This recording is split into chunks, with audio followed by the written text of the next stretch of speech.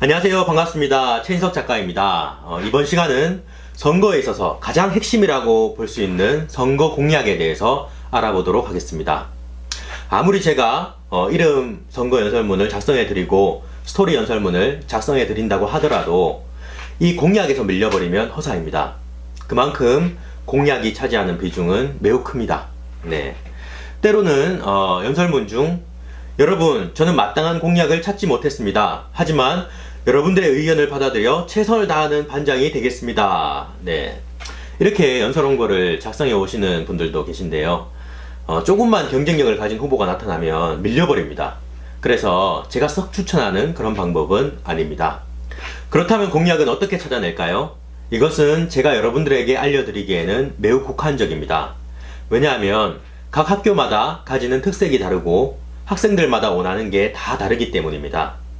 저한테 주어진 정보가 없으면 예를 들면 이런 상황이 생길 수도 있습니다.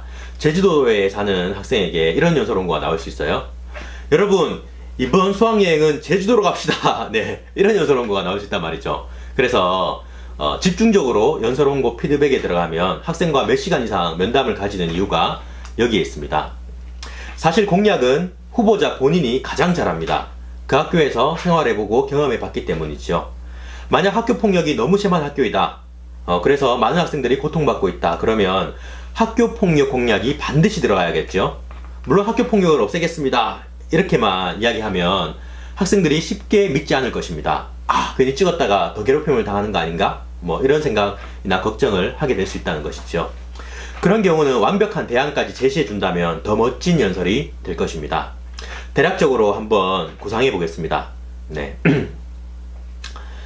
만약 우리 반에서 학교 폭력이 일어난다면 목숨을 각오하고 뿌리 뽑아내겠습니다. 먼저 때린 학생에게는 정식으로 피해 학생에게 사과하고 그에 합당한 변상 조치를 요구할 것이며 앞으로 친구를 괴롭히는 행동을 하지 않겠다는 약속을 분명하게 받아낼 것입니다. 만약 지속적으로 학생들을 괴롭힌다면 이에 대해서 담임선생님께 말씀드리거나 학교 전담 경찰관에게 알려나갈 것이며 때로는 학생 신분으로서 고발장을 내는 한이 있더라도 학교 폭력은 반드시 뿌리 뽑아내겠습니다. 저를 믿어주십시오. 여러분들과 함께라면 저는 보복이 두렵지 않습니다. 내일이 기다려지는 학교, 학생들이 참여하는 유쾌한 학교를 만드는 것은 바로 학교의 주인인 우리에게 주어진 책무입니다. 네, 이렇게 할 수 있겠죠. 나의 많은 희생을 담보로 학교 폭력을 뿌리 뽑아내겠다는 확신을 준다면 훨씬 더 이렇게 믿음이 간다는 말입니다. 학생들은 여러분을 투표로 보답하게 될 것입니다. 그런데 이 내용은 학교 폭력이 없는 학교를 갈망하는 학생들을 위해서 적은 연설문이지만 실제로는 만약 학교 폭력이 없이 만약 학교 생활을 무난하게 잘하고 있는 그런 반의 경우에 이런 걸 하면 매우 어색한 공약이 될 수 있습니다. 그럴 때는 그 나름대로 그 반 나름대로 공약을 내걸면 됩니다. 무엇보다 학교 생활을 직접 하고 있는 당사자가 가장 잘할 것이라 생각하며 혹은 친구들에게 학교 생활을 하면서 불편한 것이 무엇인지에 대해서 물어보는 것도 좋습니다. 자, 그렇다면 공약 중에는 돈이 들어가는 공약이 있고 또 돈이 들어가지 않는 그런 공약이 있습니다. 돈이 들어가는 공약은 학교 내에 학생들에게 쉽게 마실 정수기가 필요하다면 정수기를 설치한다거나 청소기나 청소용품을 구매한다거나 운동회 때 간식거리를 제공한다거나 또 아니면 단체로 반티를 주문 제작한다거나 자판기를 추가 설치한다거나 아니면은 학교 내 시설 샤워장이나 화장실에 비데 설치 그리고 사물함 교체, 농구 골대 그물망 교체 이런 것들이 있을 것입니다. 이러한 것들이 이제 돈이 들어가는 공약인데요. 이런 것들은 때로는 학생들에게 순간적인 인기를 끌 수 있지만 또 충분히 검토해 본 후에 거는 것이 좋습니다. 지키지 못할 때에는 거짓말쟁이가 되어버려서 설령 당선된다 하더라도 학생들 사이에서 신뢰를 잃어버리기에 임기 내내 곤욕을 치를 수 있습니다. 하지만 지킬 수 있는 정도의 수준이고 본인이 원한다면 하나의 공약이 될 수 있습니다. 돈이 안 들어가는 공약은 반을 웃는 분위기로 만들기 위해서 노력하겠다거나 친구들끼리 다양한 재능을 서로 배우고 공유할 수 있도록 효율적으로 또 친밀한 학급 분위기를 형성시키겠다고 할 수도 있을 것입니다. 반합이 가장 잘 되는 반을 만들겠다고 할 수도 있을 것이며, 반장이 1년 내도록 가장 어렵고 힘든 청소를 하거나 급식 당번을 하며 학생들을 도와주겠다고 할 수도 있을 것입니다. 혹은 학업 성적을 올리기 위해서 스터디 모임 활성화를 할 수도 있을 것이며, 운동이나 노래와 같은 학생들의 취미생활을 더욱 재밌게 즐길 수 있도록 구성하고 또 꾸려나가겠다고 할 수도 있을 것입니다. 학생들이 좋아하는 PC 게임, 컴퓨터 게임 이런 거에 대해서도 한 번씩 반 대회를 열어서 우승을 하면 담임 선생님이나 반 전체의 이름으로 간단한 상장을 만들어주는 것도 돈이 안 들거나 적게 드는 공약일 수 있습니다.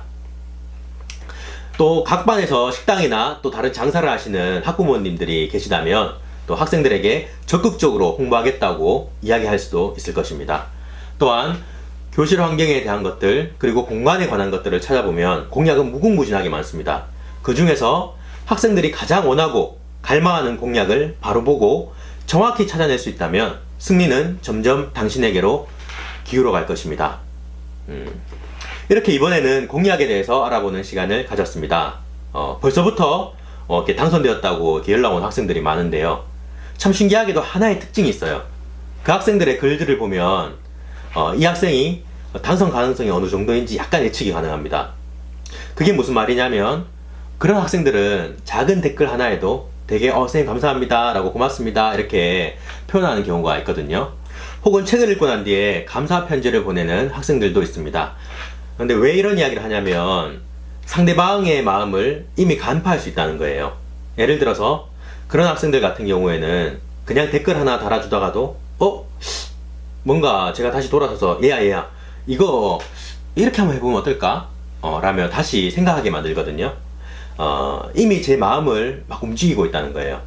그런 학생들은 다른 학생들의 마음도 살 수 있습니다. 저한테 이렇게 그런 글들을 달아달라는 게 아니라 평소에 몸에 그런 것들이 이렇게 따라 붙는다는 것은 리더로서는 엄청난 자산이 될 수 있다는 것입니다. 또 다른 점 하나는 자녀보다 또 부모님이 더 열성적인 그런 경우입니다. 이런 경우는 당장 효과가 나타난다기보다는 점차적으로 효과가 드러납니다. 학생이 커갈수록 그때 어머니가 이렇게 나를 위해서 노력하셨구나 이런 점들을 느낄 때가 온다는 거예요. 그리고 그럴 때가 오면은 자기가 이제 탁 치고 나가는 그런 상황이 생깁니다. 도전했다는 것 자체만으로도 여러분들에게는 큰 자산이 될 것입니다. 아무쪼록 학창시절 좋은 추억을 남기시길 바랍니다. 감사합니다. 최인석 작가였습니다.